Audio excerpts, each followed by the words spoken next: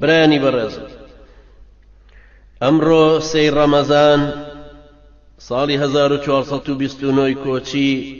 بەرامبەر بە 3 ئەیلولی 2008 لەگەڵ ساتی سێمە ئەبین لە ساتەکانی یاد ئەم جارەیان ساتێ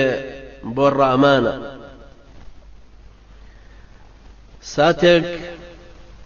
مراجعەیەکی خۆمان بکەینەوە ساتێک ئاوڕێک لە خۆمان بدەینەوە بزانین چەند شیاوی ئەوەین کە خوای پەروەردگار لە ریزی مسلمانە چاکەکانە قبوڵمان کرد ساتێ تێڕامان بۆ ئەوەی بزانین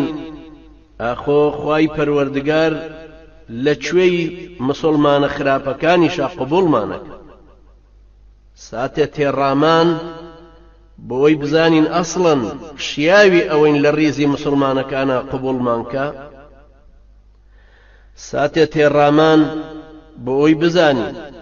ئەوەی کە خوای پەروەردگار داوای کردووە بۆ پابەندبوون بەم دینەیەوە ئێمە چەند پێوەی پابەندی ساتێ تێڕامان بۆی بزانین ئاخۆ جارێک فرمێسکێکمان لەبەر خاتری خوای پەروەردگار ڕشت ساتێ تێڕامان و وردبوونەوە لەو دڵە ڕقەمان کە ڕۆژ بە ڕۆژ دنیاویستی ڕقتریەکە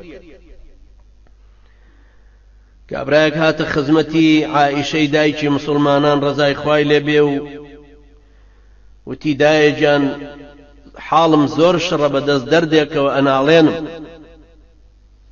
عائیشە فەرمووی نەخۆشیەکەت چییە کابرا وتی دڵڕەقیە عائیشە ڕەزای خوای لێبێ فەرمووی بئس الداء داؤک بەڕاستی خراپترین نەخۆشی ئەم نەخۆشیەی جەنابتە ئەنجا بۆ عیلاجش فەرمووی عد المرضى واشهد الجنائز وتوقع الموت بڕۆ نەخۆش بژمێرە بڕۆ شوێن جەنازەکەوە کە ئەیبەن بۆ گۆڕستان بڕۆ یادی مردن بکە و لە غەفڵەتە مەبەوە وا تەوەقعکە کە مردنت ئەگاتێ ئەمڕۆ جێی خۆیەتی باسێک لەوە بکەین بزانین فرمێسکێک ئەڕێژین بۆ ئەم دڵڕەقیەمان ئەم دڵڕەقیەی کە ئەو سەحابەیە هاتۆتە لای دایکە عائیشە و باسی بۆ کردو ئاخۆ بزانین دڵی ئێمە چەند ڕەقە ئایا فرمێسکێک ئەڕێژین چۆن قەترە قەترەی باران ڕەشاوی ئاسمان دێنێتە خوارەوە ئەی شۆرێتەوە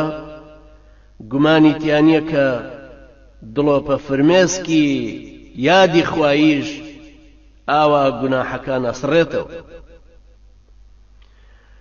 چۆن مناڵان بە ئاو یا هەر کەسێک ویستی بە ئاو هەر چڵکی و چەپەڵیەک بێ لای بە هەوڵی لەگەڵەدا و دەستی لێخشێنێ و ئاوی پیاکە جێی خۆیەتی ئێمەش لەم ڕەمەزانەیە دەسێ بە دڵمانە بێنین بزانین کوێی ڕەش بووە کوێی پێویستی بە قەترە فرمێسکێکە کە وردە وردە بیشواتەوە باسی زەین العابدینمان کرد ئەو پیاوە ساڵحە سولالەی پێغەمبەری نازدار عەلەیهی سەڵات وەسەلام کە چۆن لە ناوەڕاستی کەعبەیە وەستا بوو ئەگریا و تاووسی کوڕی کەیسان لە پشتیەوە بوو کە ئاگای لە خۆی نەبوو تەبعاً ئەو بەو شێوەیە ئەگریا دوایی ئەم پێی تەعەجوب بوو کە ئەو کچەزای پێغەمبەر عەلەیهی سەڵات وەسەلام کوڕی ئیمام حوسەینە باپیرەی ئەم پێغەمبەرە ئەم ئەو پیاو چاکە گەورەیە ئاوا بە کوڵ و دڵ ئەگری کە لەی پرسی بۆچی ئەگری کە تۆ مەنزیلت ئاوایە یەکێک لە وەڵامەکانی زەین العابدین ڕەحمەتی خوای لێبێ فەرمووی ئاخر خوای گەورە فەرمووی ئین ڕەحمەت الله قەریب من المحسنین